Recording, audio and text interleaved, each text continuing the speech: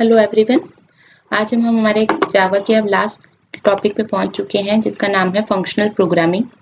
थोड़ा टाइम लगा हमें इस लेक्चर को स्टार्ट करने में क्योंकि बीच में हमने थोड़े से और अदर सब्जेक्ट्स के टॉपिक्स मैंने ले लिए थे ताकि क्या हो हमारा लिंक ना टूटे।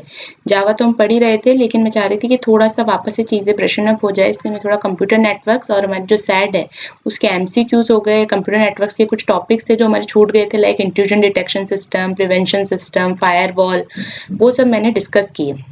अब आज हम वापस आ जाते हैं हमारे फंक्शनल प्रोग्रामिंग वाले टॉपिक पे।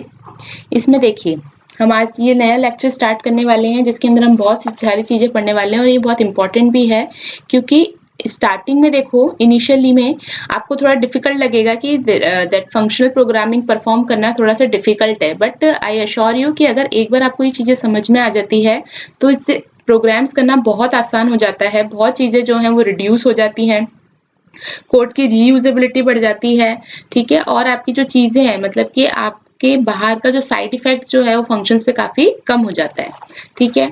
और इसमें आप ये भी कह सकते हैं इसमें एक कॉन्सेप्ट आएगा लेजी इवैल्यूएशन का, है ना। उससे क्या होता है, उससे आपका जो स्टोरेज का स्पेस है या मेमोरी रिक्वायरमेंट है वो भी काफ़ी कम हो जाती है। तो पढ़ते हैं सबसे पहले इसके अंदर हम आज जो टॉपिक्स कवर करने वाले हैं कि फंक्शनल प्रोग्रामिंग क्या होती है, फिर लैम्डा एक्सप्रेशंस को समझेंगे, उसके बाद देखेंगे स्ट्रीम्स जो होती हैं वो कैसे यूज़ करते हैं और स्ट्रीम में हम फिल्टर और रिड्यूस जो ऑपरेशंस हैं वो कैसे परफॉर्म करते हैं। तो आज के लेक्चर में हम ये 4 टॉपिक्स पढ़ने वाले हैं। स्टार्ट करते हैं फर्स्ट टॉपिक से जो कि है हमारा व्हाट इज फंक्शनल प्रोग्रामिंग। तो देखो फंक्शनल प्रोग्रामिंग एक तरीके से देखा जाए तो आपके ऑब्जेक्ट ओरिएंटेड प्रोग्रामिंग का उल्टा है, ठीक है। लेकिन उल्टा भी ना बोले, इसको हम ऐसे बोल सकते हैं कि it's a extension of object oriented programming, ठीक है। इसको हम क्या बोल सकते हैं, इसको एक्सटेंशन बोल सकते हैं for what your object oriented programming. अब एक्सटेंशन का मतलब क्या हुआ, हम जब ऑब्जेक्ट ओरिएंटेड प्रोग्रामिंग पढ़ रहे थे तब हमने देखा था जो हमारा ऑब्जेक्ट है वो हमारा सेंटर होता है, ठीक है ना। ऑब्जेक्ट ओरिएंटेड प्रोग्रामिंग में आपका ऑब्जेक्ट सेंटर होता है और इसी के इर्द गिर्द आपका डेटा हो चाहे मेथड हो वो इवॉल्व करते हैं, ठीक है। लेकिन अब इसमें क्या कर लिया हमने, मतलब कि सारी इंपॉर्टेंस ऑब्जेक्ट को ही दे दी थी ऑब्जेक्ट ओरिएंटेड प्रोग्रामिंग के अंदर। इसमें अब जावा कहता है कि आप है ना जो फंक्शंस हैं या जो मेथड्स हैं उनको सेकंड ट्रीट ना करें, क्योंकि जब हमने सी पढ़ा था उसके अंदर आप अगर सी आपने पढ़ा है तो देखा होगा कि वहाँ पे क्या होता है, फंक्शंस मेन होते हैं, ठीक है ना। फंक्शंस यानी कि प्रोसीजर्स आपको लिखने पड़ते हैं जो भी आप काम करना चाहते हैं। यहाँ पे आपका मेन क्या चीज हो जाती है, आपका यहाँ पे मेन हो जाता है ऑब्जेक्ट, और ऑब्जेक्ट के इर्द गिर्द आपका डेटा और मेथड घूमता रहता है। तो जावा ने कहा कि जो फंक्शंस है, ठीक है, जो मेथड्स है उनको आप ऐसा सेकंड ग्रेड मींस उनको ऐसा ऐसा ट्रीट ना करें कि वो बिल्कुल ही अदर कहीं से आए, ठीक है ना। उनको भी आप इस तरीके से ट्रीट करें कि जैसे हम ऑब्जेक्ट को किसी डेटा को असाइन कर पाते हैं या किसी वेरिएबल्स को असाइन कर पाते हैं या उसको एज अ आर्ग्यूमेंट भेज पाते हैं, तो हम क्या इस तरीके के कुछ प्रोग्रामिंग कर सकें जिसके अंदर हम फंक्शंस को भी एज अ आर्ग्यूमेंट पास कर सकें, ठीक है। कोई फंक्शन से उसको एज अ आर्ग्यूमेंट पास कर सकें या फिर क्या बोल सके उस किसी फंक्शन को एज अ टू असाइन कर सके एनी वेरिएबल, ठीक है। तो वही चीज हम पढ़ने वाले हैं फंक्शनल प्रोग्रामिंग के अंदर। तो फंक्शनल प्रोग्रामिंग का बेसिक मतलब अगर आप समझे तो क्या, it is a style of writing computer programs. जो हम कंप्यूटर प्रोग्राम लिखते हैं उनको कैसे ट्रीट करें, computation as a evaluating mathematical functions. Simple mathematical functions की तरह हम उनको इवेल्युएट कर सके, जो भी कंप्यूटर प्रोग्राम्स है उनका एक स्टाइल ऑफ राइटिंग। देखो काम तो अभी भी हम यही करने वाले हैं, जैसे सपोज हमें कोई मैथमेटिकल ऑपरेशंस परफॉर्म करने हैं या किसी स्ट्रिंग पे काम करना है तो काम तो अभी भी हम वही करने वाले हैं, लेकिन अब क्या होगा, स्टाइल ऑफ राइटिंग जो है वो चेंज हो जाएगा। स्टाइल ऑफ राइटिंग कैसे चेंज हो जाएगा, अब हम कंप्यूटर प्रोग्राम्स को किस तरीके से लिखेंगे कि उनको हम एज अ पैरामीटर पास कर पाए, उन फंक्शंस को हम एज अ पैरामीटर पास कर पाए, किसी वेरिएबल को असाइन कर पाए, ठीक है ना, या वो फंक्शन भी कोई फंक्शन वैल्यूज रिटर्न कर सके, ठीक है। उस की तरीके की प्रोग्रामिंग करने वाले हैं हम फंक्शनल प्रोग्रामिंग के अंदर। अब फंक्शनल प्रोग्रामिंग की अगर बात करें तो इसके कुछ कॉन्सेप्ट्स हैं like first class function, no side effects, immutability, stateless, lazy evaluation, pure function and higher order function. इन सबको पहले आइए समझते हैं कि वन बाय वन क्या होता है और फिर वापस हम एक बार इस डायग्राम पे स्विच करके इन चीजों को कंक्लूड करेंगे। तो यहाँ पे मैंने इसके लिए एक टेबल बना रखी है जिसके अंदर जितने भी ये पॉइंट्स है हमारे, first class function, no side effect, ये सारे पॉइंट्स को मैंने अच्छे से एक्सप्लेन करने की कोशिश की है। तो सबसे पहले है आपका फंक्शनल प्रोग्रामिंग। एक बात तो समझ में आई गई, फंक्शनल प्रोग्रामिंग का मतलब क्या है, टू लाइक राइटिंग स्टाइल आप इस तरीके से करते हो कि उसको आप as a mathematical function treat कर पाओ। इसको एक तरीके से और क्या बोला जा सकता है, ये किस तरीके का प्रोग्रामिंग पैराडाइम है जहाँ पे फंक्शंस जो होंगे कैसे ट्रीट होंगे आपके as a core building block, ठीक है ना, कोर बिल्डिंग ब्लॉक। इसका मतलब किस पे फोकस करेंगे कि आपको क्या सॉल्व करना है, कैसे सॉल्व करना है, उस पे फोकस नहीं करेंगे, ठीक है। किस पे फोकस करेंगे कि आपको क्या सॉल्व करना है, लेकिन इस पे फोकस नहीं करेंगे कि उसको कैसे सॉल्व करना है, ठीक है। और ये जो फंक्शनल प्रोग्रामिंग का कॉन्सेप्ट है ये आपका कब आया था, लैम्डास और स्ट्रीम्स के साथ इंट्रोड्यूस किया था जावा ने। कौन से वर्जन में, जावा 8 के अंदर। दूसरा जो पॉइंट है उसमें ये है functions as a first class. इसका मतलब वही है कि हम फंक्शनल प्रोग्रामिंग में जावा ऐसे कह रहे हैं कि आप फंक्शन को सेकंड ग्रेड ट्रीट ना करें। इसका मतलब फंक्शंस जो है उनको एज अ आर्ग्यूमेंट भेजा जा सके, उनको रिटर्न किया जा सके दूसरे फंक्शंस के हेल्प से, या फिर उनको किसी वेरिएबल में असाइन किया जा सके। यानी कि हम क्या कर रहे हैं यहाँ पे, हम एक हायर ऑर्डर प्रोवाइड करवा रहे हैं हमारे फंक्शंस को, ठीक है। तो ये सारी चीजें भी हम जावा इंप्लीमेंटेशन में किस तरीके से देखेंगे। यहाँ पे मैंने बता रखा है कि जो भी पॉइंट्स हैं फंक्शनल प्रोग्रामिंग से रिलेटेड, उनको एज अ जावा में हम कैसे इंप्लीमेंट करते हैं, ठीक है ना। कैसे इंप्लीमेंट करेंगे वो तो हम प्रोग्राम के अंदर देखेंगे। अभी आप एक बार बस समझ लीजिए कि इसके अंदर आप जब हम इस टेबल को कंक्लूड करेंगे तभी आपको समझ में आ जाएगा कि बहुत इंपॉर्टेंट पॉइंट्स यहाँ पे क्यों हैं ये, और ये कैसे आपको हेल्प करते हैं एक अच्छा एफिशिएंट कोड लिखने में। क्या कह रहा है, Java supports first class functions via lambda expressions and method references. ये हम आगे जाके पढ़ने वाले हैं। नेक्स्ट है इम्यूटेबल डेटा। इम्यूटेबल डेटा का मतलब क्या हुआ, एक बार अगर डेटा क्रिएट हो गया तो वो मॉडिफाई नहीं हो सकता। देखो ये इंपॉर्टेंट क्यों है, क्योंकि आप क्या करना चाह रहे हो, आप चाह रहे हो जब हम फंक्शनल प्रोग्रामिंग करते हैं तो ये आपको एक तरीके से मल्टी थ्रेडिंग की फैसिलिटी प्रोवाइड करता है। मल्टी थ्रेडिंग का मतलब क्या है कि एक ही प्रोग्राम के अंदर आप मल्टीपल थ्रेड्स एक साथ रन कर सकते हैं, पैरेलली रन कर सकते हैं। अब ये पॉसिबल कब होगा, मल्टी थ्रेडिंग कब पॉसिबल होगी, जब एक डेटा के चेंजेस का इफेक्ट दूसरे थ्रेड के डेटा पे ना पड़े, ठीक है। इसलिए यहाँ पे डेटा को किस तरीके से बनाया जाता है, इसको डेटा को यहाँ बनाया जाता है इम्यूटेबल डेटा। जैसे हमने स्ट्रिंग क्लास पढ़ी थी, उसके अंदर क्या होता था, स्ट्रिंग पूल के अंदर एक स्ट्रिंग अगर क्रिएट हो जाती थी और अगर हम उस स्ट्रिंग के अंदर कोई मॉडिफाई करते थे तो हमारी एक नई स्ट्रिंग बन जाती थी। यानी कि उस इटसेल्फ स्ट्रिंग के अंदर कुछ मॉडिफाई नहीं होता था, उसकी जगह एक और स्ट्रिंग बन जाती थी, ठीक है।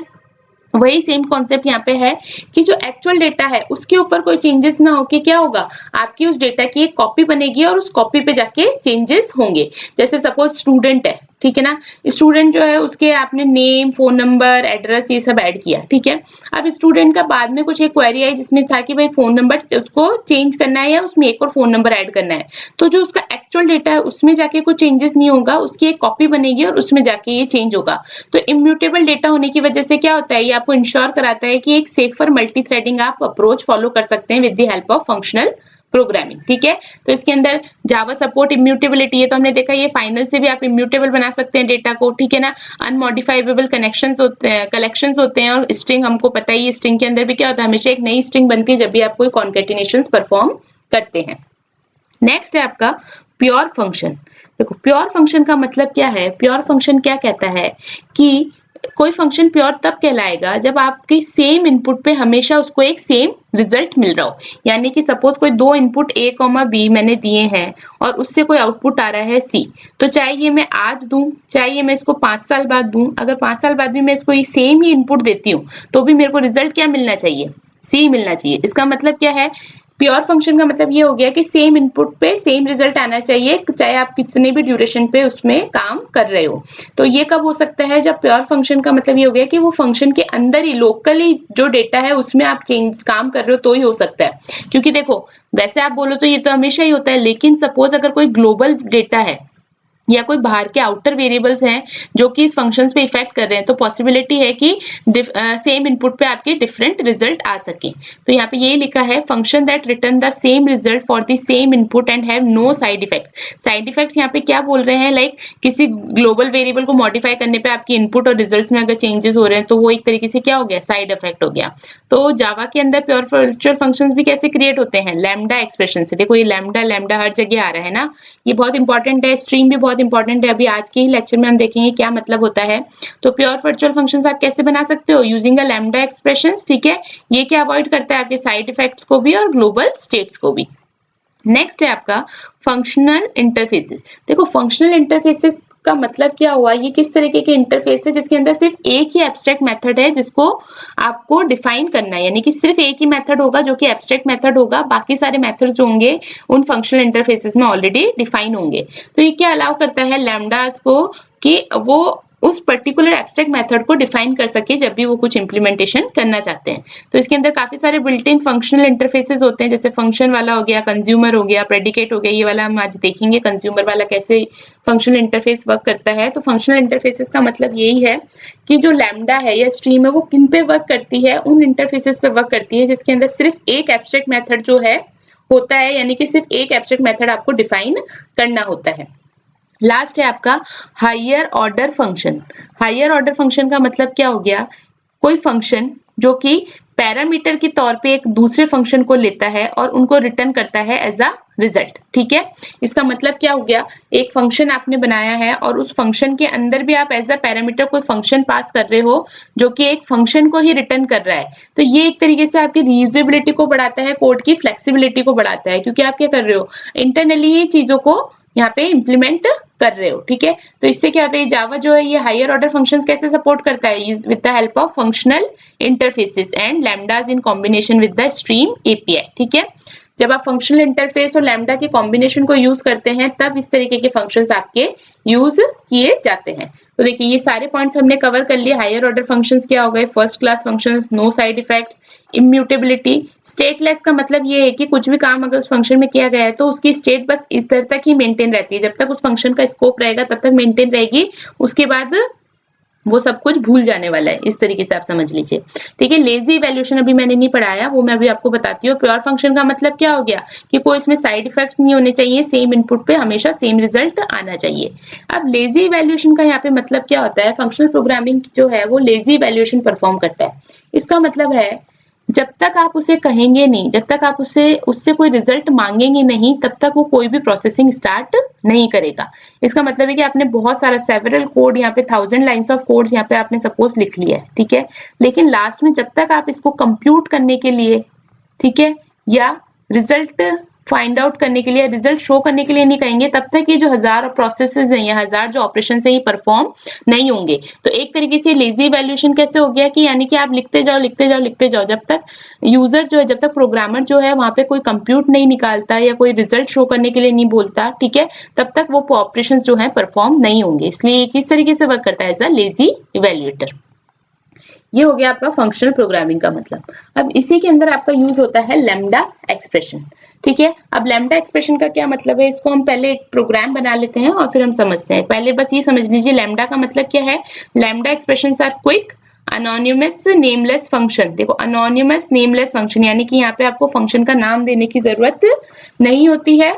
For a small task to reduce the boilerplate code, मतलब कि बहुत लंबे लंबे कोड हैं जिसमें आप काम बहुत छोटी चीजें ही कर रहे हो, लेकिन आपको लिखना तो सभी पड़ता है कि कौन सा एक्सेस मॉडिफायर यूज कर रहे हो, क्या रिटर्न टाइप होने वाला है, फंक्शन का नेम क्या होने वाला है, उसमें क्या पैरामीटर्स पास होंगे, और उसके बाद आप बताते हो कैसे कैसे स्टेप परफॉर्म करने हैं। इन सबको रिड्यूस करके क्विक एनोनिमस नेमलेस फंक्शन बनाने का काम करता है आपका लैम्डा एक्सप्रेशन। तो पहले देख लेते हैं क्या मतलब है इसका, फिर हम समझेंगे। एक पैकेज बना लेते हैं नया, क्योंकि हमारा नया टॉपिक चालू हो गया है। तो यहाँ हम एक पैकेज बनाते हैं, पैकेज का नाम रख लेते हैं सपोज फंक्शनल प्रोग्रामिंग।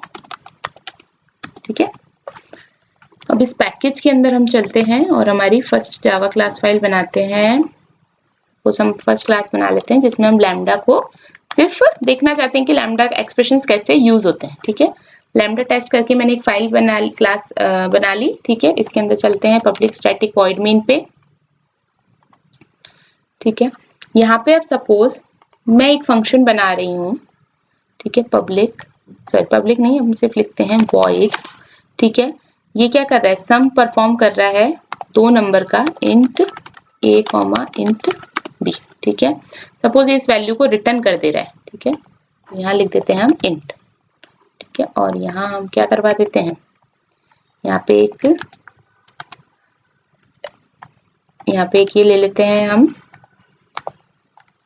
ठीक है, इंटीजर वेरिएबल c, और c के अंदर हम परफॉर्म करवा देते हैं a प्लस b, या फिर हम ये करने की भी जरूरत नहीं है, हम डायरेक्ट रिटर्न करवा देते हैं a प्लस b को। ठीक है, तो रिटर्न a प्लस b। ठीक है। इसी तरीके से हम और क्या बना सकते हैं फंक्शन, इसी तरीके से सपोज हमें एक स्ट्रिंग को सिर्फ प्रिंट करवाना है तो हम एक ले लेते हैं स्ट्रिंग, ठीक है, और यहाँ पे एक मेथड ले लेते हैं सपोज टू प्रिंट। ये क्या लेता है, एक स्ट्रिंग ले लेता है और उस स्ट्रिंग को सिर्फ प्रिंट कर देता है, ठीक है। यहाँ लिख देते हैं हम सेस को प्रिंट कर देता है, ठीक है। अब इनको अगर हमें कॉल करवाना है तो सबसे पहले हमें क्या करना पड़ेगा, सबसे पहले हमें इनके फंक्शंस बनाने पड़ेंगे, ठीक है। इनका ऑब्जेक्ट बनाना पड़ेगा सबसे पहले, मेथड तो हमने बना ही दिया है, ठीक है। तो यहाँ पे अगर ऑब्जेक्ट बनाएंगे तो ऑब्जेक्ट कैसे बनेगा, लैम्डा टेस्ट का ऑब्जेक्ट बनेगा क्योंकि उसी के अंदर हमने इनको डिफाइन किया है। तो लैम्डा टेस्ट का हमने एक ऑब्जेक्ट बनाया ओबीजे इक्वल टू न्यू, ठीक है, और ओबीजे इक्वल टू न्यू, और ये कैसे बन जाएगा हमारा लैम्डा टेस्ट, ठीक है। अब यहाँ पे अगर मुझे इन दोनों मेथड्स को कॉल करवाना है तो अगर मेरे को टू प्रिंट को कॉल करवाना है तो ओबीजे डॉट टू प्रिंट अगर कॉल कराएंगे तो सपोज यहाँ हम लिख देते हैं जावा कोर्स, ठीक है। और अगर मुझे ये वाला करवाना है सम वाला तो इसके अंदर क्योंकि एक वैल्यू रिटर्न कर रहा है तो सपोज यहाँ पे हम रिजल्ट में ले लेते हैं वैल्यू, ठीक है, और यहाँ हम कॉल करा देते हैं इस मेथड को सम, और यहाँ हम डायरेक्ट सपोज वैल्यूज पास कर देते हैं 1,2, ठीक है। यहाँ क्या एरर आ रही है एक बार हम देख लेते हैं, मिसिंग रिटर्न स्टेटमेंट, ओके। यहाँ पे भी हमने रिटर्न करवाया, इसको रिटर्न की जगह हम कर लेते हैं सपोज व्हाट, ठीक है।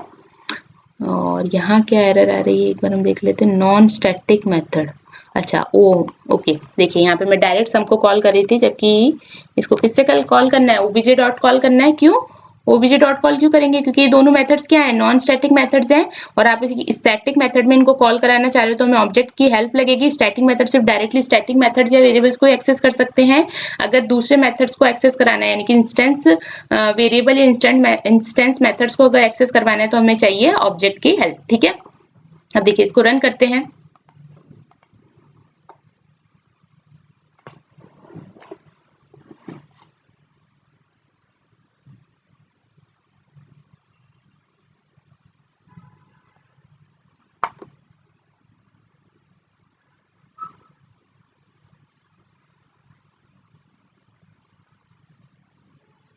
कभी कभी थोड़ा सा आई थिंक स्पीड धीरे हो जाती है। तो देखो जावा कोर्स प्रिंट हो गया, हमने इस रिजल्ट को प्रिंट नहीं करवाया था, अगर आप इसको प्रिंट कराएंगे तो क्या प्रिंट हो जाएगा, सम प्रिंट हो जाएगा 1 और 2 का, वो क्या होता है आपका 3 होता है, ठीक है।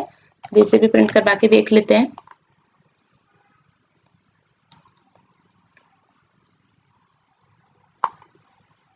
तो क्या प्रिंट हो जाएगा, एक तो प्रिंट हो जाएगा जावा कोर्स और दूसरा क्या प्रिंट हो जाएगा आपका 1 और 2 का सम कॉल होगा, सम ऐड होंगे दोनों वैल्यूज और रिजल्ट में स्टोर होके ये दोनों वैल्यूज आपकी यहाँ पे प्रिंट हो जाएगी, 3 हो गया। देखो ये तो हम नॉर्मली करते हुए आ रहे थे, हम क्या करते, कोई भी चीज करनी होती तो इस तरीके से मेथड्स लिखते थे और उनमें एक्सेस करते थे। लेकिन आप देखो काम कितना ईजी था, काम में आपने एक में आप प्रिंट करवाना चाह रहे थे या फिर आप सिर्फ दो वैल्यूज को सम करवाना चाह रहे थे। तो लैम्डा फंक्शंस क्या फैसिलिटी प्रोवाइड करता है कि अलग से इनके लिए मेथड एक्सेस, और यहाँ पे अगर सपोज हम चाहते हैं कि इनको कोई और एक्सेस ना करे तो यहाँ पे आपको क्या देना पड़ेगा, उसके लिए आपको एक्सेस मॉडिफायर भी देना पड़ेगा। सपोज हम चाहते हैं कि मेथड्स अंदर ही एक्सेस हो, बस ठीक है, क्लास के अंदर ही एक्सेस हो, बाहर इनको एक्सेस ना किया जा सके, तो हमको इनको प्राइवेट देना पड़ेगा। तो बहुत छोटे से टास्क के लिए हमने वहां पे देखिए यही चीज मेंशन की है, use for a small task, ठीक है। स्मॉल टास्क के लिए अभी आपको कितना सब कुछ लिखना पड़ रहा है यहाँ पे, ये क्या एक्सेस मॉडिफायर होगा, रिटर्न टाइप क्या होगा, फंक्शन नेम क्या होगा।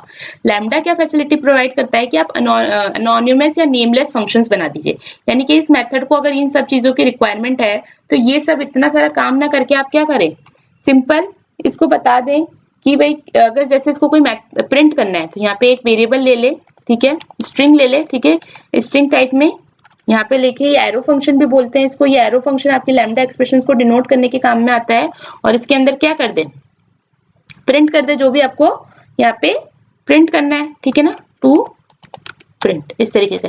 अभी ये देखिए अभी एरर दे रहा है, अभी इसको एक्चुअली हमको स्ट्रीम के साथ यूज करना है, बस मैं अभी आपको ये समझाना चाह रही हूँ कि लैम्डा एक्सप्रेशंस हम लिखते कैसे हैं, जब हम इसको स्ट्रीम के साथ करेंगे तो कोई एरर नहीं आएगा। तो अभी आप बस ये समझिए कि लैम्डा एक्सप्रेशन को लिखने के लिए यूज किया जाता है एरो फंक्शन। इसी तरीके से सपोज हमें दो वेरिएबल्स को सम करना था तो इतना सब मेथड लिखने की जगह हम इसको बता देते कि दो तो ये पैरामीटर्स लेगा, देखो लेफ्ट हैंड साइड में हम क्या लिखते हैं कि क्या नंबर ऑफ पैरामीटर्स ये लेगा, ठीक है, और इधर क्या लिखते हैं कि क्या वैल्यू ये रिटर्न करेगा, ठीक है।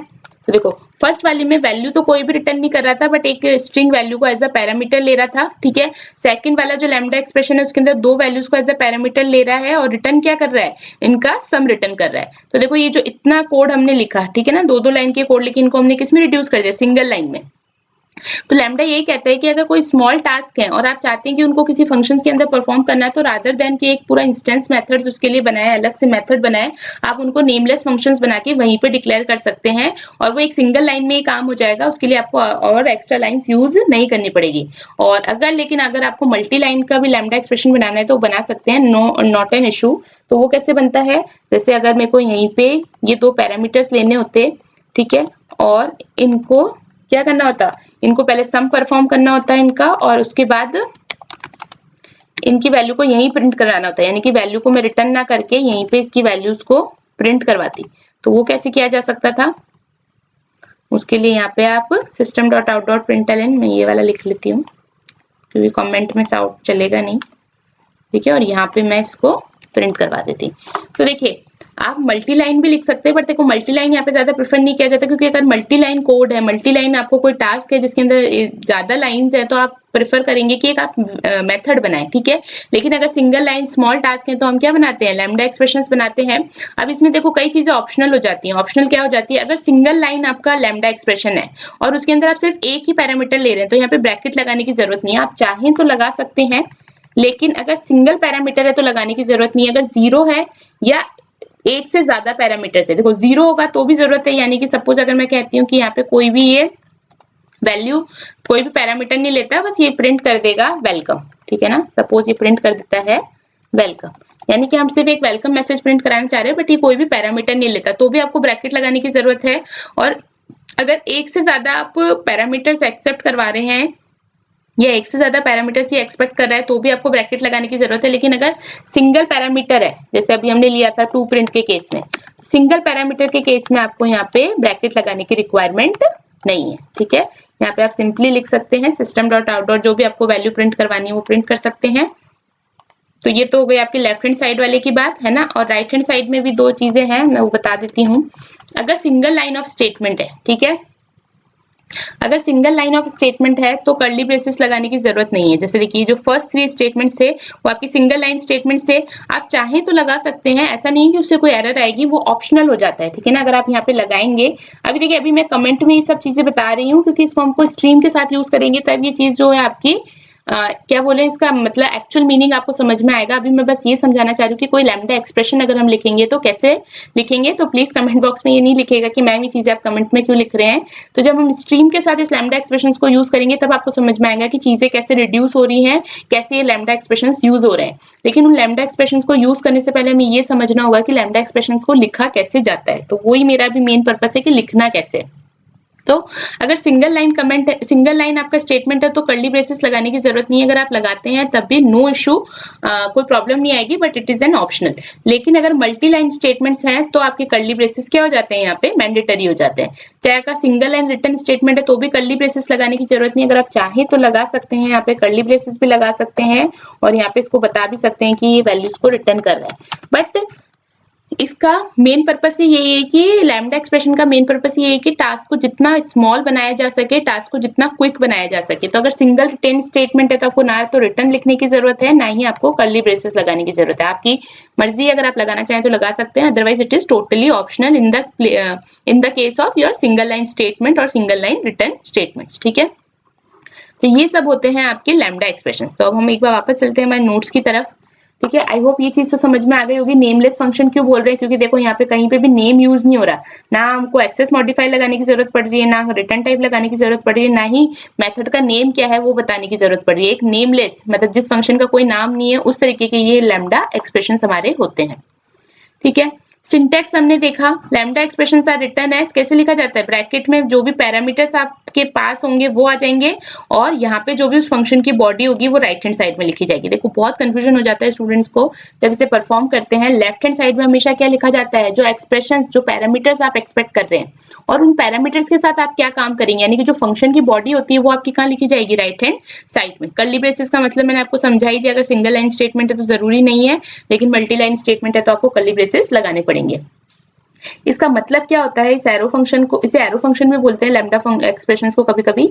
इसका मतलब होता है linking your input parameters to the action. जो भी पैरामीटर्स आपने पास किए उनको किससे लिंक करता है, एक्शन से, ठीक है, ताकि आपका कोड जो है कॉम्पैक्ट बन सके।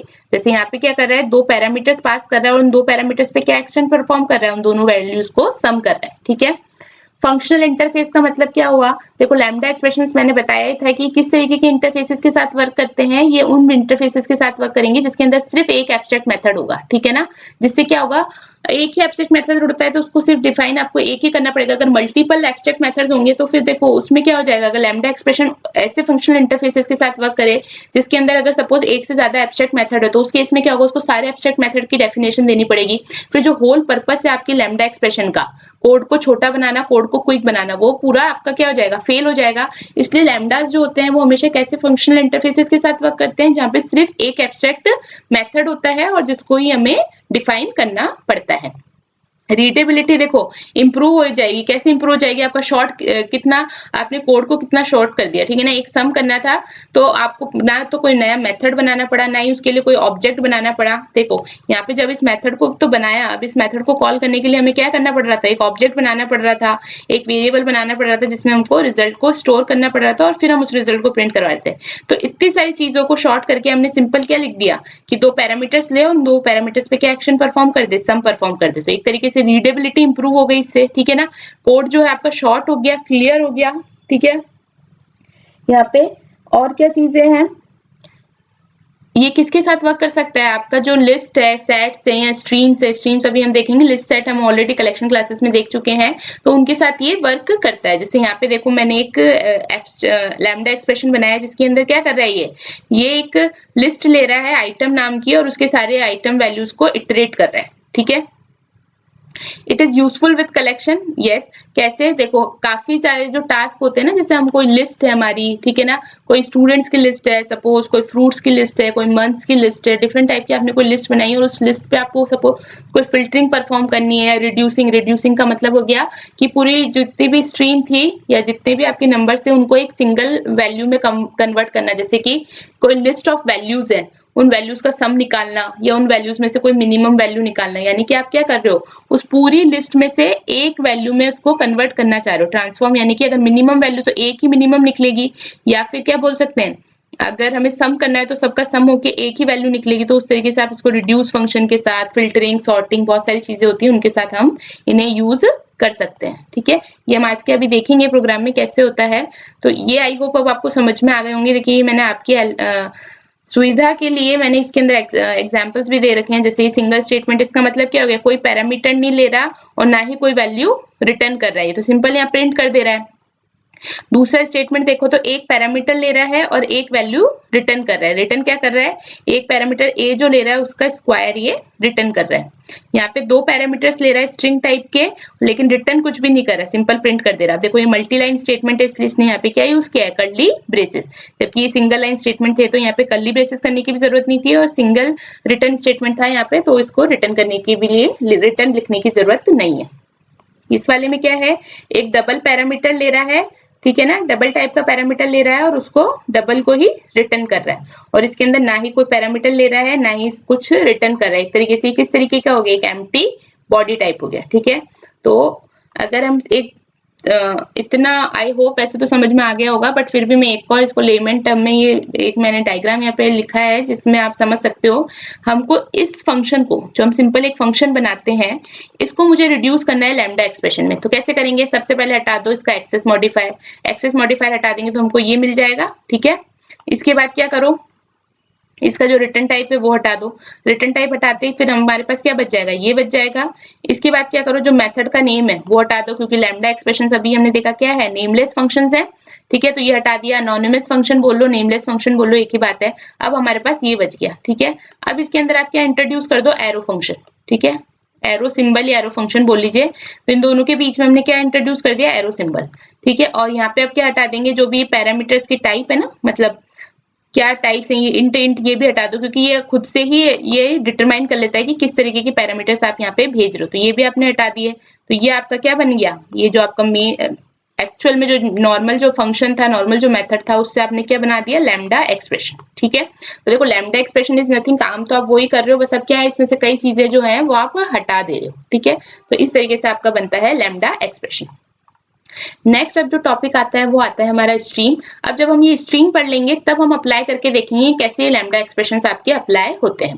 पहले आप समझिए कि स्ट्रीम का मतलब क्या होता है। ठीक है ना, स्ट्रीम का मतलब क्या होता है, it is a sequence of elements. देखिए अभी तक हमने क्या पढ़ा था, लिस्ट ऑफ एलिमेंट्स तो अभी तक हमने पढ़े थे। ठीक है ना, जिसके अंदर क्या होते थे, हमारे पास एक लिस्ट बनी होती थी और जिसके अंदर हमारे पास कुछ एलिमेंट्स होते थे। ठीक है, स्ट्रीम का मतलब क्या होता है, ये क्या बताता है, सीक्वेंस ऑफ एलिमेंट्स, यानी कि यहाँ पे क्या होगा, एलिमेंट्स का एक सीक्वेंस आएगा, लेकिन यहाँ पे आपको पता नहीं होगा कि एंडिंग क्या है। स्ट्रीम का मतलब समझ लीजिए जैसे स्ट्रीम ऑफ वाटर होता है, तो जब कोई वाटर फ्लो करे तो वाटर आता जा रहा है, सपोज कोई नदी होती है, उसमें स्ट्रीम ऑफ वाटर है, तो वाटर का कहाँ से स्टार्ट हुआ या वाटर कहाँ से एंड हुआ वो आपको नहीं पता कि कब तक वाटर आता रहेगा। ठीक है ना, लेकिन यहाँ पे चलो हमें स्टार्टिंग पता होती है, लेकिन हमें नहीं पता कि कब तक स्ट्रीम के अंदर नंबर, यानी कब तक इन नंबर का सीक्वेंस चलता रहेगा, उस पे हमको काम करना है। ठीक है ना, और ये जो स्ट्रीम ऑफ नंबर जो होते हैं उस पे हम कैसे वर्क करते हैं, तो हम सीक्वेंशली भी वर्क कर सकते हैं और पैरेलली भी वर्क कर सकते हैं। ठीक है, ये किस तरीके से डिजाइन होती है, जो स्ट्रीम्स होती हैं आपकी कैसे डिजाइन होती है कि डेटा को किस तरीके से प्रोसेस किया जाए, एक पाइपलाइन मैनर में आप डेटा को प्रोसेस करें।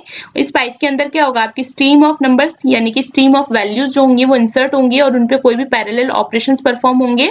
ठीक है, ऑपरेशंस पैरेलल भी हो सकते हैं, सीक्वेंशियल भी हो सकते हैं, अकॉर्डिंग टू द रिक्वायरमेंट, लेकिन किस तरीके से डेटा किस मैनर में एंटर होगा, पाइपलाइन मैनर में। ठीक है, तो यहाँ पे देखिए कि थोड़ा सा कॉम्प्लेक्स सा लग रहा होगा डायग्राम, बट इसको अगर हम समझना चाहे तो देखो बहुत इजी चीज है। स्ट्रीम सोर्स, स्ट्रीम सोर्स क्या है, एरे का कलेक्शन हो सकता है, लिस्ट हो सकती है, ठीक है ना, मैप्स हो सकते हैं। ठीक है, ये आपने यहाँ सेट्स हो सकते हैं, ये आपने यहाँ भेजे, ये स्ट्रीम्स जो होंगे ये आपकी इस पाइपलाइन में एंटर होंगी। पाइपलाइन के अंदर क्या होंगे, मल्टीपल ऑपरेशंस होंगे। ठीक है, ये मल्टीपल ऑपरेशंस आपके देखो सीक्वेंशली भी कह रहे हो और पैरेलली भी कह रहे हैं, यानी कि पैरेलली भी परफॉर्म होंगे। इसका मतलब क्या, ये एक्सपेक्ट कर रहे हैं कि ये आपको मल्टी थ्रेडिंग प्रोवाइड कराएगा।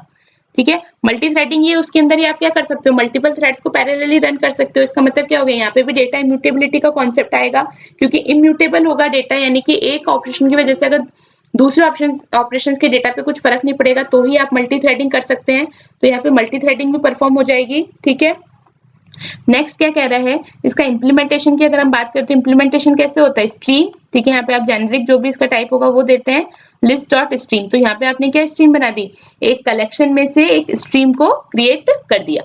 ठीक है, फंक्शनल ऑपरेशंस की बात करें तो क्या मतलब है, यहाँ पे stream support functional operations like map, filter, reduce, ये भी हम देखते हैं कैसे होगा, to transform and process the elements in pipeline. तो जो पाइपलाइन के अंदर आपके एलिमेंट्स हैं उन पे प्रोसेस परफॉर्म करने के लिए, उनको ट्रांसफॉर्म करने के लिए मैप, फिल्टर, रिड्यूस जैसे ऑपरेशंस यूज किए जाते हैं स्ट्रीम के अंदर। ठीक है, जैसे यहाँ पे आप देखिए, यहाँ पे हमने क्या करा है, एक स्ट्रीम है, ठीक है, उस पे मैप अप्लाई कर दिया, जिसमें हम क्या कर रहे हैं, जो भी वैल्यू है पैरामीटर पास कर रहे हैं और रिटर्न क्या कर रहे हैं, उसका डबल। ठीक है, फिल्टर क्या कर रहे हैं, जो भी वैल्यू पास कर रहे हैं उसको चेक कर रहे हैं कि वो वैल्यू जो है 10 से ग्रेटर देन है या नहीं। ठीक है, और यहाँ पे कलेक्ट में क्या कर रहे हैं, कलेक्ट में उन वैल्यूज को यहाँ पे कलेक्ट करके रख रहे हैं। तो it applies a series of operation. ठीक है, अब देखो नो स्टोरेज क्या है, एफिशिएंसी क्या है, और इसके और क्या टॉपिक्स है, वन टाइम यूज और पैरेलल केपेबल का मतलब क्या है वो भी हम समझते हैं। पहले हम इसको अप्लाई करके देखते हैं कि ये कैसे आपके प्रोग्राम के अंदर अप्लाई होती है। ठीक है, तो ये हम बनाते हैं, कैसे बनेगा ये हम देखते हैं। इसके अंदर ये वाला तो हमने नॉर्मल बना लिया था, अब हम एक और नया बना लेते हैं class.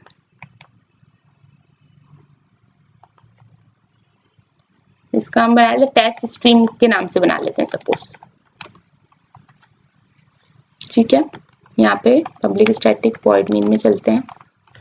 Public static void main में अब यहाँ पे सपोज हम किसके लिए बनाएं ये हम देखते हैं। अगर हमें हम बनाते हैं सपोज स्टूडेंट्स का नेम का बना लेते हैं, है ना, एक लिस्ट बना लेते हैं। ठीक है, जो स्ट्रिंग टाइप की होगी और इसके अंदर हम ले लेंगे स्टूडेंट्स के नेम ले लेते हैं सपोज। ठीक है, स्टूडेंट्स इक्वल टू न्यू। ठीक है, एक एरे लिस्ट बना लेते हैं। यहाँ पे हमने क्या गड़बड़ की है, let's just check, no instance of type variable exist. Okay,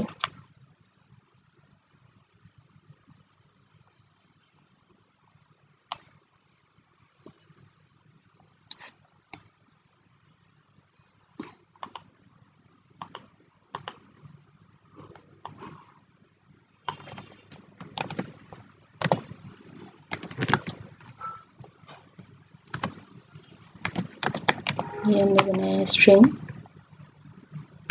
ठीक है। और यहाँ हमने बनाया एक स्टूडेंट की लिस्ट बना लेते हैं, स्टूडेंट्स।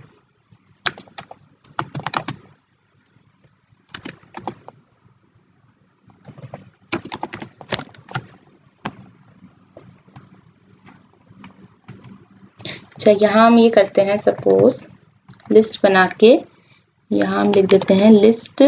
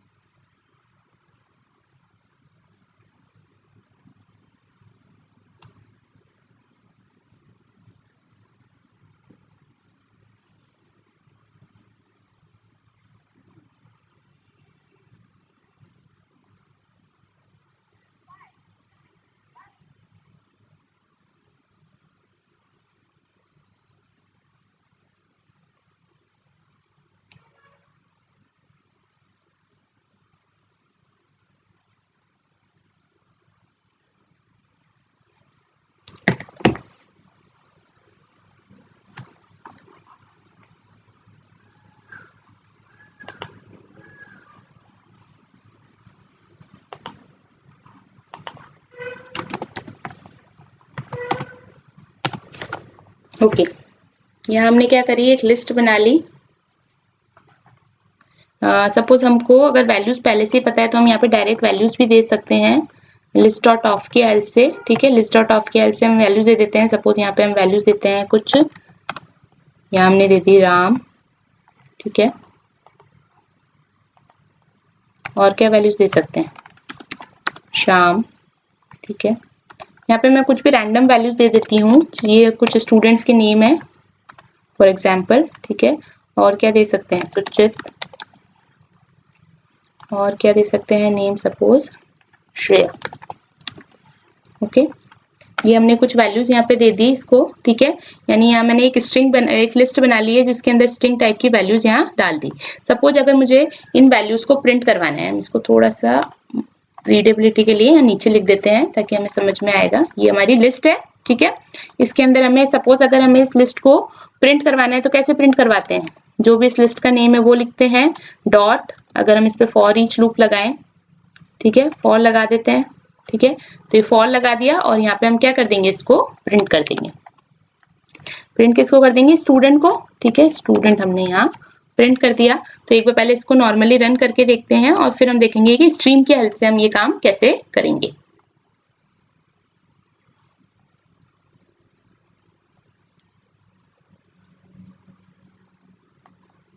देखिए सिंपल हमने क्या करा, एक स्टूडेंट्स नाम से लिस्ट बनाई और उसके अंदर जो कुछ स्टूडेंट्स के नेम थे वो यहाँ पे प्रिंट होके आ गए, ठीक है। ये तो हमने इस फॉर लूप की हेल्प से कर लिया, ठीक है। इसको हम यहाँ लिख देते हैं system.out.println। किससे किया है, ये तो हमने नॉर्मली किया है, सपोज ना, यहाँ लिख देते हैं नॉर्मली, ठीक है। अब हम देखते हैं, नॉर्मली की स्पेलिंग गलत हो गई क्या, ठीक है। अब हम देखते हैं कि सपोज अगर हमें इसे प्रिंट करना है with the help of stream, with the help of stream, तो हम इसको कैसे प्रिंट करेंगे। तो कैसे प्रिंट करना है इसको, सबसे पहले लेंगे हमें स्ट्रीम किसके ऊपर लगाना है, यानी कि स्ट्रीम के अंदर क्या जाएंगे, सीक्वेंस ऑफ वैल्यूज जाएंगी। वो वैल्यूज कौन सी भेजनी है हमें, स्टूडेंट्स की। तो हमें स्टूडेंट्स यहाँ लिखा, इसके ऊपर हम लगाएंगे क्या, स्ट्रीम फंक्शन, ठीक है। और स्ट्रीम के ऊपर हमें क्या लगाना है, स्ट्रीम तो क्या हेल्प करेगा, पाइपलाइन के अंदर इन वैल्यूज को डालने की हेल्प करेगा, और इसके अंदर हमें इन वैल्यूज को भी सिंपल प्रिंट करना है, तो इसको हम कर देंगे फॉर ईच से प्रिंट। अब देखिए यहाँ पे क्या एरर आ रही है, यहाँ पे एरर आ रही है कि इसको प्रिंट करने के लिए यहाँ पे आपको क्या देना पड़ेगा, यहाँ आपको देना पड़ेगा एक तरीके से क्या है, आपका मेथड है, ठीक है।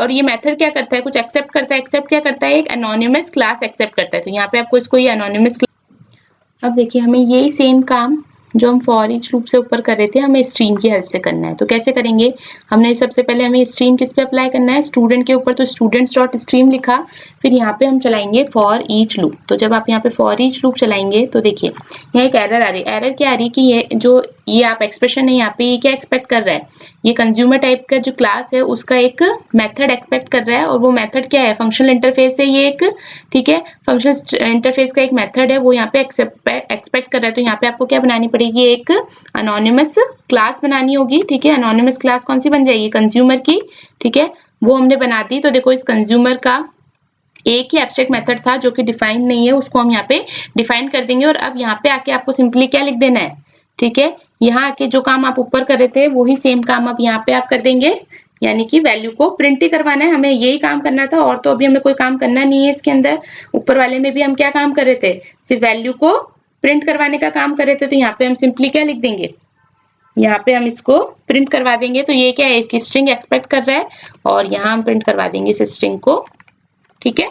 तो ये हमने क्या करा, एक स्टूडेंट था, ठीक है, स्टूडेंट्स नाम की लिस्ट थी, उस पर हमने स्ट्रीम अप्लाई करके ये काम किया। तो अब देखिए, अब इससे एक बार रन करके देखते हैं कि हमारा आउटपुट क्या आ रहा है।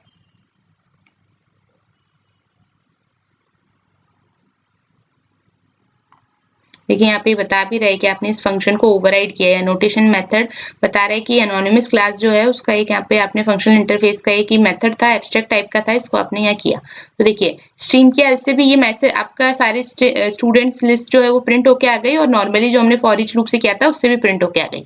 बट अब आप देखिए, अभी हम क्या कह रहे थे कि हम स्ट्रीम की हेल्प से, फंक्शनल प्रोग्रामिंग की हेल्प से कोड को छोटा करना चाहेंगे, लेकिन यहाँ पे आप देखो तो ये काम अभी इतना ईजी हो पा रहा था, यहाँ पे हमें क्या करना पड़ रहा था अलग अलग, जबकि अब हमने क्या करा, पहले स्ट्रीम मेथड लगाया, फिर फॉर ईच लूप लगाया, उसके अंदर हमने एक अनोनिमस क्लास बनाई, और फिर कहीं जाके हमने इसको प्रिंट किया। तो ये कितनी सारी चीजें आपकी बढ़ गई एक सिर्फ सिंपल वैल्यूज को प्रिंट करवाने के लिए। तो अब यहाँ पे काम आते हैं आपके लैम्डा एक्सप्रेशन, यानी कि इतना सब कुछ ना लिख के आप इसको सिंपली किससे कर सकते थे, लैम्डा एक्सप्रेशन की हेल्प से भी कर सकते थे। अब लैम्डा एक्सप्रेशन की हेल्प से कैसे करेंगे, यहाँ पे ये सब हट जाएगा, ठीक है। तो ये वाली क्लास सबसे पहले हम हटाएंगे, तो ये हमारी क्लास हट जाएगी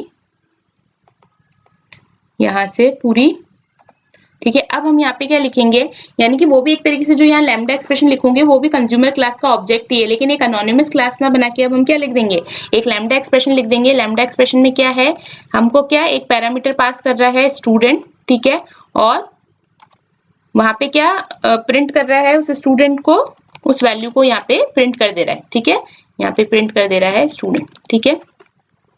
तो यहाँ पे इसने एक एज अ स्ट्रिंग वैल्यू को एज अ पैरामीटर लिया, और उस पैरामीटर को क्या करवा रहा है, प्रिंट करवा रहा है। अब एक बार वापस रन करके देखते हैं।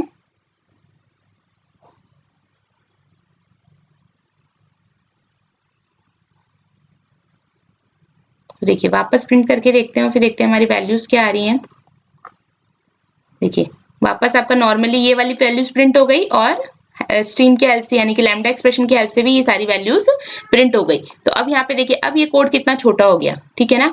यहाँ पे जो पहले चीजें हमें फॉर ईच लूप लगा के और ये सब करनी पड़ी थी, ये सब हमने सिंगल लाइन के अंदर ही कर दी। यानी कि ये स्टूडेंट को स्ट्रीम कहाँ से मिल रही है, इस स्टूडेंट्स लिस्ट से। देखो ये चीज और ये अलग है, आप चाहें तो मैं इसको थोड़ा सा नेम अलग रख देती हूँ इसका। सपोज यहाँ पे मैं रख देती हूँ कि नेम प्रिंट कर रहा है ये, ठीक है, नेम को एज अ पैरामीटर ले रहा है और इसी नेम को प्रिंट कर रहा है। तो इस नेम के अंदर वैल्यूज कहाँ से आ रही है, इस पाइपलाइन की हेल्प से। आपने क्या लगा दिया, इस लैम्डा एक्सप्रेशन के अंदर वैल्यूज पास करने के लिए यहाँ पे एक पाइपलाइन लगा दी है स्ट्रीम। ये स्ट्रीम क्या करता जा रहा है, यहाँ स्टूडेंट्स लिस्ट से वैल्यूज लेता जा रहा है, और इन वैल्यूज को किस में पास करता जा रहा है, अपने लैम्डा एक्सप्रेशन में। तो यहाँ पे आपने क्या करा, वैल्यूज को प्रिंट करवा दिया with the help of stream, ठीक है। तो ये एक तरीके से क्या हो गया, देखो रिड्यूस फॉर्म हो गया। पहले आपको क्या करना पड़ा था, अगर आप न्यू कंज्यूमर, तो एनोनिमस क्लास भी नहीं बनाने की जरूरत है, आपने डायरेक्ट उसका एक क्लास का ऑब्जेक्ट बना दिया, और उस क्लास कंज्यूमर क्लास का ऑब्जेक्ट बना दिया, और उस क्लास से आपने क्या कर दिया, एक लैम्डा एक्सप्रेशन लिखा, और उस लैम्डा एक्सप्रेशन की हेल्प से जो भी आपको काम करना था वो आपने यहाँ पे परफॉर्म कर दिया, ठीक है। अब यहाँ पे ही अब एक बार हम नोट्स पे चलते हैं, पहले इसको कंप्लीट कर लेते हैं, ठीक है। तो ये आप अब आई होप समझ में आ गया कि स्ट्रीम का मतलब क्या हो गया। स्ट्रीम क्या हेल्प कर रहा है, पाइपलाइन के अंदर वैल्यूज को पास करने की हेल्प कर रहा है, ताकि उस पर मल्टीपल ऑपरेशंस परफॉर्म किए जा सके। एक ऑपरेशन अभी तो हमने क्या परफॉर्म किया है, सिर्फ उन वैल्यूज को, उन वैल्यू जो भी स्ट्रीम की हेल्प से जो भी वैल्यूज आ रही है उन वैल्यूज को प्रिंट करवाना, ठीक है। आप यहाँ पे मल्टीपल ऑपरेशंस भी परफॉर्म कर सकते हो, यानी कि सपोज कोई मिनिमम निकालना है, कोई मैक्सिमम निकालना है, कोई फिल्टरिंग करनी है, कोई वैल्यूज को रिड्यूस करना है, तो मल्टीपल ऑपरेशंस भी यहाँ पे परफॉर्म किए जा सकते हैं, ठीक है। तो यहाँ पे देखो नेक्स्ट चीज क्या है, नो स्टोरेज। नो स्टोरेज का मतलब है streams do not store data. इसका मतलब क्या हो गया, यहाँ पे जो ये आपने वैल्यूज प्रिंट करी, ये वैल्यूज कहीं जाके स्टोर नहीं हो रही है, यहाँ पे सिर्फ आपने क्या करा, ये ऑपरेशन परफॉर्म किया एंड काम खत्म। ठीक है, यानी कि ये वैल्यूज जो हो रही है कोई स्टोर नहीं हो रही, स्ट्रीम का कोई स्टोरेज नहीं होता, वो इन वैल्यूज को स्टोर करके नहीं रखता, it's on the fly evaluation. ठीक है ना, यानी कि जो भी काम किया वो यहाँ पे आपने कंप्लीट किया, लेकिन इसका कोई स्टोरेज यहाँ पे डिफाइन नहीं होता। ठीक है, तो यहाँ पे क्या करें, stream do not store the data, they process the data on the fly from sources like collections, array, जो भी आप इसको पास करते हैं वहां से वैल्यूज को लेता है, उन वैल्यूज को प्रोसेस करता है, लेकिन उनको होल्ड करके नहीं रखता। ठीक है, जैसे ये वाला भी हमने जो किया वो उसका एक एग्जाम्पल है। एफिशिएंसी देखो इसकी अच्छी है, एफिशिएंसी इंप्रूव्ड होती है, एफिशिएंसी अच्छी होती है। क्यों? क्योंकि ये भी एक तरीके से क्या परफॉर्म करता है, ये भी एक तरीके की लेजी इवैल्यूएशन परफॉर्म करता है। इसका मतलब जब तक आप इसे कहेंगे नहीं कि कोई काम करना है, तब तक ये उस काम को प्रोसेसिंग उसकी स्टार्ट नहीं करेगा। यानी कि जब तक आप उस पर कोई ऐसा टर्मिनल ऑपरेशन, देखो टर्मिनल ऑपरेशन का मतलब है कि ये वैल्यू जो फॉर ईच जो है एक टर्मिनल ऑपरेशन है, ये कोई वैल्यू अब रिटर्न नहीं कर रहा। तो जैसे आपने फॉर ईच लगाया तो ये वैल्यूज की स्ट्रीम इसके अंदर आई और ये प्रोसेस होकर इसने इसकी वैल्यूज को प्रिंट कर दिया। लेकिन अगर आप कोई टर्मिनल ऑपरेशन यहाँ पे नहीं लगाते हैं, तब तक वो स्ट्रीम जो है एज अ लेजी वर्क करेगा, यानी कि वो प्रोसेसिंग स्टार्ट नहीं करेगा, वो वेट करेगा जब तक कोई टर्मिनल ऑपरेशन नहीं आ जाता, तब तक वो वेट करेगा, तब तक वो प्रोसेसिंग को होल्ड करके रखेगा। जैसे ही कोई टर्मिनल ऑपरेशन आ जाता है, जैसे फॉर ईच हो गया, आगे भी हम देखेंगे काउंट टाइप का भी होता है, तब वो क्या करेगा, इनकी एक्चुअल प्रोसेसिंग स्टार्ट करना चालू करेगा। ठीक है, तो ये इस वजह से क्या होता है, ये भी क्या करता है, चीजों को स्टोर करके रखता है, लेकिन इससे क्या होता है, आपके जब कोई लार्ज प्रोग्राम्स है तो उसके अंदर क्या होता है, एफिशिएंसी आपकी इंक्रीज हो जाती है। नेक्स्ट क्या है, one time use. One time use का मतलब क्या है, streams are design to be used once after a terminal operation is perform, the stream can not be reused or reprocess. यानी एक बार टर्मिनल हो गया, उसके बाद वापस से आप इसको कहीं रीयूज नहीं कर सकते, क्योंकि कोई स्टोरेज तो है ही नहीं ना। आपने तो यहाँ पे काम किया और यहीं पे ये काम खत्म हो गया, इसको वापस से रीयूज या रीप्रोसेस नहीं किया जा सकता। इसका एक वन टाइम प्रोसेस होता है। ठीक है, वन टाइम यूज होता है। ठीक है, पैरेलल केपेबल मैंने आपको बता ही दिया, क्योंकि पाइपलाइन के अंदर स्ट्रीम्स पास कर रहे हैं तो आप मल्टीपल ऑपरेशंस परफॉर्म कर सकते हैं। मल्टीपल ऑपरेशंस कैसे हो गए कि साथ के साथ अगर हमें फिल्टरिंग करनी हो, सॉर्टिंग करनी हो, या टाइप कन्वेंशंस करने हो, या मैपिंग करने हो, तो वो सारी चीजें भी यहाँ पे हो सकती है। और ऑपरेशन रिजल्ट में आपके इनके एग्रीगेट रिजल्ट्स आते हैं, जैसे काउंट, सम, वो डिपेंड करता है कि आपकी क्या रिक्वायरमेंट है प्रोग्राम को लेके, वो सारी चीजें यहाँ पे इंक्लूड होती है। देखो स्ट्रीम के अंदर ही दो तरीके के मेथड आते हैं, एक होता है आपका फिल्टर और एक होता है आपका रिड्यूस। ठीक है, फिल्टर क्या काम करता है, फिल्टर एक तरीके से क्या मतलब होता है फिल्टर, जैसे सपोज स्ट्रीम ऑफ वाटर है, अगर स्ट्रीम ऑफ वाटर की बात करें, उस पर फिल्टर लगा दे तो क्या होगा, साफ पानी आपका चला जाएगा बाहर। ठीक है, और कचरा जो होगा वो वहीं पे रुक जाएगा। ओके, तो देखो फिल्टर में कैसे होगा, जैसे ये एक एग्जांपल मैंने दे रखा है, इसके अंदर आप समझिए कि जैसे हमने एक स्ट्रीम ऑफ दे दी है, एक स्ट्रीम दे दी है 1 2 3 4 5 हम पास कर रहे हैं, और इसमें हम फिल्टर क्या लगा रहे हैं कि ये आगे उन्हीं वैल्यूज को पास करें जो कि ऑड नंबर हो। क्योंकि देखो कंडीशन क्या लगाई है, लैम्डा एक्सप्रेशन एक हमने बनाया है जिसके अंदर एक पैरामीटर ले रहा है। ठीक है, और उस पैरामीटर को चेक कर रहा है कि अगर उसका मॉड 2 अगर हम करें, अगर नॉट इक्वल टू 0 है, तो नॉट इक्वल टू 0 किस केस में आता है, जो वैल्यूज ऑड होती है उन केस में आता है, तो उन्हीं वैल्यूज को ये क्या करे, आगे पास करे। तो एक तरीके से आप देखो आप क्या कर रहे हो, मल्टीपल ऑपरेशंस कर पा रहे हो। पहले आपने वो स्ट्रीम ऑफ वैल्यूज ली, उस वैल्यू पे पहले फिल्टर लगा के जो ऑड वैल्यूज है उनको फिल्टर आउट किया, और उन वैल्यूज को ही, ऑड वैल्यूज को ही आगे पास किया, और इवन वैल्यूज को आपने रोक लिया। तो फिल्टर एक तरीके से वही काम करता है कि जो चीजें आप पास करना चाहते हो वो उस फिल्टर में से पास हो जाती है, और बाकी जो वैल्यूज हैं वो वहीं पे स्टॉप हो जाती है। तो इनपुट स्ट्रीम हमारी ये थी 1 2 3 4 5। ठीक है, ये हमारी पाइपलाइन के अंदर जा रही थी। यहाँ पे हमने क्या लगा दिया, एक ऑपरेशन लगा दिया फिल्टर। तो फिल्टर से क्या हो गया, कौन कौन सी वैल्यूज आपकी पास हो जाएंगी, 1 3 एंड 5। तो ये क्या बन गया, आपका आउटपुट स्ट्रीम की वैल्यूज बन गई। इसी तरीके से सपोज अगर जो हमारा वाला एग्जाम्पल है, अगर हम उसमें करना चाहें इस चीज को, तो कैसे कर सकते हैं, यहाँ पे हम लगा देते हैं फिल्टर। ठीक है, फिल्टर लगाया, प्रेडिकेट लेगा, क्या प्रेडिकेट लेगा, यहाँ पे सपोज हम चाहते हैं कि हम वो वैल्यूज लें, या उन स्टूडेंट्स के नेम चाहते हैं हम जिनका लास्ट में जो लेटर है वो एम हो, यानी कि जो भी स्टूडेंट्स का नेम में लास्ट में आपके एम आ रहा है, ठीक है ना, वो हम चाहते हैं कि वो वैल्यूज आपकी सिर्फ प्रिंट हो। तो यहाँ पे हम फिल्टर में क्या लगा सकते हैं, सबसे पहले तो वो एक नेम लेगा। ठीक है, और लैम्डा एक्सप्रेशन ही लिखना पड़ेगा यहाँ पे भी, और यहाँ हम लिख देंगे क्या, नेम डॉट एंड्स विथ, है ना, एंड्स विथ हम चाहते हैं कि सिर्फ उन्हीं स्टूडेंट्स के नाम प्रिंट हो जिनके एंड में क्या है, एम है। ठीक है, देखो केस सेंसिटिविटी का यहाँ पे ध्यान रखना, अभी हमने स्मॉल एम ही लिखा है, अगर कैपिटल एम लिखेंगे तो कोई भी वैल्यू नहीं आएगी। तो अब हमने यहाँ क्या कर दिया, यहाँ पे अब हमने इसको अगर एंटर करके देखिए, अब हमने क्या करा, स्टूडेंट्स की स्ट्रीम ली, उसमें से हमने फिल्टर करे उन नामों को जिनका नाम में लास्ट में एम आता है। अगर लास्ट में एम आ रहा है तब तो हम उन नेम्स को आगे पास कर देंगे, अदरवाइज वो नेम्स यहीं पे रुक जाएंगे। अब आप यहाँ पे प्रिंट करके देखो, ऊपर तो हमने सिर्फ सारी वैल्यूज प्रिंट करवा ली, अब हम यहाँ पे क्या कर रहे हैं, फिल्टरिंग भी कर रहे हैं साथ के साथ। तो देखो फिल्टर से क्या होगा, हम रिजल्ट देखते हैं अब हमारा क्या आएगा। देखिए फर्स्ट तो नॉर्मली जो प्रिंट था उससे तो सारे नेम्स प्रिंट हो गए, लेकिन हमने स्ट्रीम में क्या करा, फिल्टर लगा के हमने सिर्फ वो वैल्यूज प्रिंट कराई है जिन स्टूडेंट्स के नेम में लास्ट में क्या आता है, एम आता है। तो यहाँ पे क्या हो जाएगा, ये उन वैल्यूज को प्रिंट करके दे देगा। ठीक है, केस सेंसिटिविटी होती है, अगर कैपिटल एम लगाएंगे तो फिर यहाँ पे क्या आ जाएंगी, वैल्यू नल आ जाएंगी, क्योंकि कोई भी नेम ऐसा नहीं जिसके अंदर लास्ट में क्या आता है, कैपिटल एम आता है। ठीक है, तो उस केस में क्या आ जाएगा, रिजल्ट आ जाएगा आपका एम्प्टी। ठीक है, कुछ भी नहीं आया ये देखिए। ठीक है, तो केस सेंसिटिविटी का ध्यान रखना है यहाँ पे हमें। ठीक है, तो ये तो बात हुई फिल्टर की। ठीक है, तो फिल्टर का मतलब पर्पस तो समझ आ ही गया होगा। ठीक है ना, फिल्टर का मतलब क्या है, वैल्यूज को फिल्टर आउट करना। ठीक है, लेजी ऑपरेशन ये भी सेम देखो, लेजी ऑपरेशन है। फिल्टर जो है ना एक टर्मिनल ऑपरेशन नहीं है। देखो टर्मिनल और नॉन टर्मिनल का मतलब क्या है, टर्मिनल ऑपरेशन का मतलब है कि वो कोई वैल्यू रिटर्न नहीं कर रहा, वो बस वैल्यूज अब आपको यूजर को दे रहा है। ठीक है, वो वैल्यूज कोई रिटर्न नहीं कर रहा।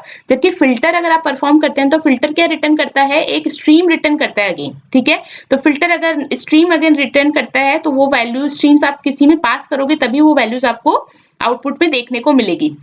इसलिए इसका मतलब सपोज अगर हम सिर्फ इतना ही काम करते हैं ना, अगर हम सिर्फ इतना ही काम करते और इसके बाद हम स्टॉप कर देते तो यहाँ पे आपका लेजी इवैल्यूएशन होता है। लेजी इवैल्यूएशन का मतलब क्या होता है, ये फिल्टर तब तक काम स्टार्ट नहीं करता जब तक कि इस पे कोई टर्मिनल ऑपरेशन नहीं लग जाता। जैसे फॉर ईच एक टर्मिनल ऑपरेशन है जो क्या कर रहे हैं, नेम्स को प्रिंट करवाना चाह रहा है। तो जब आप ये फॉर ईच लगाएंगे तो ये क्या करेगा, अपना काम करना स्टार्ट करेगा, अदरवाइज ये एक तरीके से कैसे रहेगा, लेजी रहेगा। ठीक है, तो ये चीज यहाँ पे समझने वाली है।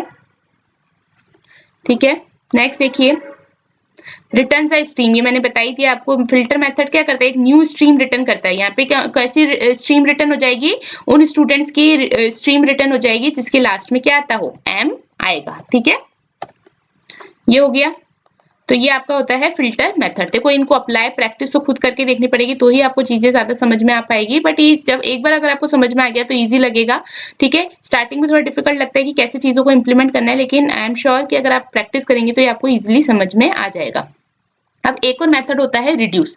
रिड्यूस का काम क्या होता है, जो आपकी स्ट्रीम में है ना, जो एलिमेंट्स ऑफ स्ट्रीम आपकी भेजी जा रही है, ठीक है ना, जो पाइपलाइन के अंदर आप क्या कर रहे हो, एलिमेंट्स ऑफ स्ट्रीम भेज रहे हो, है ना, उन वैल्यूज को एक सिंगल वैल्यू के अंदर रिड्यूस करना। ठीक है, जैसे कि सपोज यहाँ पे हम क्या रिड्यूस करना चाह रहे हैं, ये हमने एक स्ट्रीम भेजी है 2 3 4 5 6, इस एलिमेंट के ऊपर अगर हम रिड्यूस मेथड लगा रहे हो, रिड्यूस के अंदर हम क्या कर रहे हैं, हम इनिशियल वैल्यू पास कर रहे हैं वो तो 0 है, और लैम्डा एक्सप्रेशन में क्या कर रहे हैं, दो वैल्यूज लेगा इस लिस्ट में से और उनका सम परफॉर्म करके आपको रिटर्न कर देगा।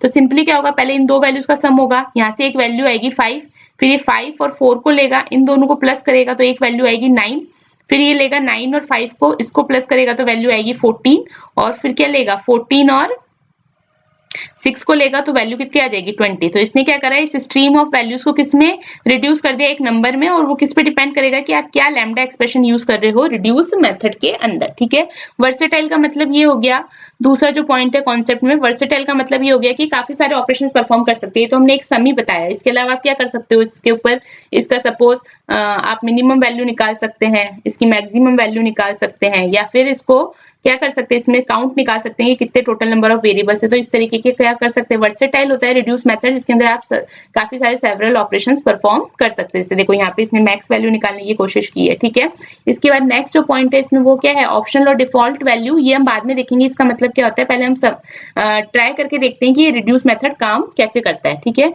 रिड्यूस मेथड के लिए हम एक और यहाँ पे प्रोग्राम बना लेते हैं। सपोज हमको यही काम करना है, हमें एक स्ट्रीम भेजनी है इंटीजर वैल्यूज की, और उसमें क्या करना है, उसमें हमें प्लस करना है सारी वैल्यूज को और उसको रिड्यूस कर देना है। तो देखो कैसे करेंगे, करके देखते हैं। एक और हम क्लास बना लेते हैं यहाँ पे। यहाँ पे हमने फिल्टर, तो आई होप आपको समझ में आ ही गया होगा। अब हम रिड्यूस टेस्ट करके देख लेते हैं कैसे करेंगे। ठीक है, यहाँ पे हम चलेंगे पब्लिक स्टैटिक वॉइड मेन में, यहाँ हम लिखेंगे लिस्ट। ठीक है, और लिस्ट में हम पास करेंगे इंटीजर। ठीक है, यहाँ पे रैपर क्लास लिखते हैं। ठीक है, आई होप आप लोग भूले नहीं होंगे, प्लीज प्रैक्टिस करते रहिए। ठीक है, और यहाँ हम ले लेते हैं नंबर्स। ठीक ठीक है, हमें क्योंकि पता है कि हमें क्या नंबर्स डालने हैं तो हम डायरेक्ट इसके अंदर नंबर्स डाल देते हैं लिस्ट ऑफ में। ये नंबर्स डाल लेते हैं, सपोज कीजिए 2 3 4 5 6, ठीक है। तो यहाँ हम डालते हैं 2 3 4 5 6 और ये हमने वैल्यूज डाल दी। अब हमें क्या करना है, इन वैल्यूज का सम करवाना है। अगर इन वैल्यूज का नॉर्मली सम करवाना होता तब तो हम फॉर ईच लूप से करवा देते हैं। जैसे चलिए मैं करवा करके बता देती हूँ। सम इक्वल टू 0 हमने लिया, फिर हमने नम के ऊपर लगाया हमारा फॉर ईच लूप, ठीक है। और यहाँ हमने क्या कर दिया, सम प्लस इक्वल टू जो भी नंबर है वो इसके अंदर ऐड होते जाए, ठीक है। क्या एरर दे रहा है, एक मिनट देख लेते हैं। Plus can not B apply, ठीक है। इसको एक बार ऐसे ही करके देख लेते हैं। सम प्लस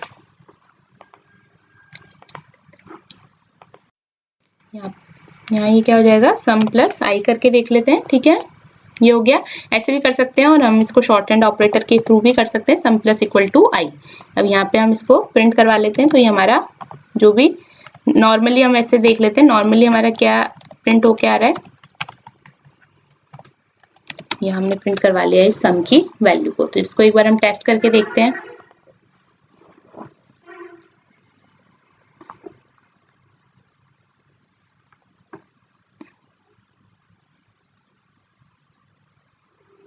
तो यहाँ पे देखिए नॉर्मली सम आ गया 20। अब इसको हम स्ट्रीम की हेल्प से करके देखते हैं कि स्ट्रीम की हेल्प से हम इस चीज को कैसे परफॉर्म करेंगे। तो यहाँ पे हम चलते हैं, साउथ लिख के यहाँ पे हम लिखते हैं स्ट्रीम की हेल्प से हम इसको कैसे करना चाह रहे हैं, ठीक है। तो कैसे करेंगे, सबसे पहले नम के ऊपर लगाएंगे स्ट्रीम मेथड, ठीक है। यही करते हैं। अब स्ट्रीम मेथड के ऊपर यहाँ पे क्या लगाना है, हमको रिड्यूस लगाना है, क्योंकि हमें क्या करना है, वैल्यूज को सम करना है, ठीक है। तो यहाँ पे क्या लग जाएगा, नम डॉट स्ट्रीम हो गया और इसमें हम लगा देंगे हमारा रिड्यूस, ठीक है। हम इसको रिड्यूस को हम नीचे ले लेते हैं ताकि थोड़ा समझ में आ जाएगा। यहाँ पे हमें क्या लगाना है, बाइनरी ऑपरेटर लगाना है, ठीक है। तो यहाँ पे हम लगा देंगे, यहाँ हम जाएंगे न्यू, ठीक है। और यहाँ हमें क्या करना है, इस पे लगाना है बाइनरी। तो ये बाइनरी ऑपरेटर हमने लगाया। देखो इसमें आप पे भी क्या वापस क्या बन गई, एक अनोनिमस क्लास बन गई। पहले हम अनोनिमस क्लास की हेल्प से देखेंगे और फिर दूसरा हम देखेंगे कि लैम्डा एक्सप्रेशन से इसको कैसे रिड्यूस किया जा सकता है, ठीक है। अभी हम सिंपली इसको देखते हैं कि कैसे ये आपके रिड्यूस मेथड के अंदर हमने एक अनोनिमस क्लास बना दी और यहाँ पे हम रिटर्न क्या कराएंगे, ये क्या करा है, देखो ये अनोनिमस क्लास है, इसके अंदर भी आपका क्या है, ये भी फंक्शनल इंटरफेस है जिसके अंदर एक ही मेथड है जो कि एब्स्ट्रैक्ट मेथड है अप्लाई नाम से, जो कि 2 वैल्यूज लेगा और उन वैल्यूज पे आपको जो भी परफॉर्म करवाना हो वो आप यहाँ पे करवा दीजिए। तो यहाँ क्या लिख सकते हैं, इंटीजर प्लस इंटीजर 2, ठीक है।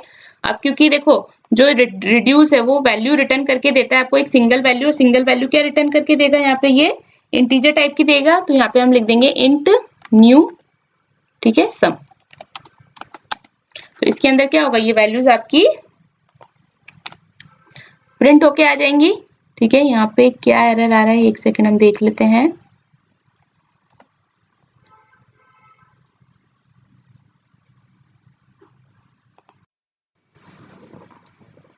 तो देखिए इस एनोनिमस क्लास में हमने किया, ठीक है, 2 वैल्यूज ली और ये 2 वैल्यूज कहाँ से आ रही है, हमारी इस नंबर वाली स्ट्रीम से पास होती जा रही है और ये वैल्यूज प्लस होकर रिड्यूस होकर किस में हो जाएगी, एक सम में आ जाएगी, ठीक है। तो अगर इसको एग्जीक्यूट करा के हम देखें तो देखिए यहाँ पे क्या हो जाएगा, नॉर्मली तो हमने देखा ही था, अब इससे हम करके देखते हैं कितना आ रहा है। तो देखिए इससे भी हमारी वैल्यू कितनी आ रही है, 20 आ रही है, ठीक है।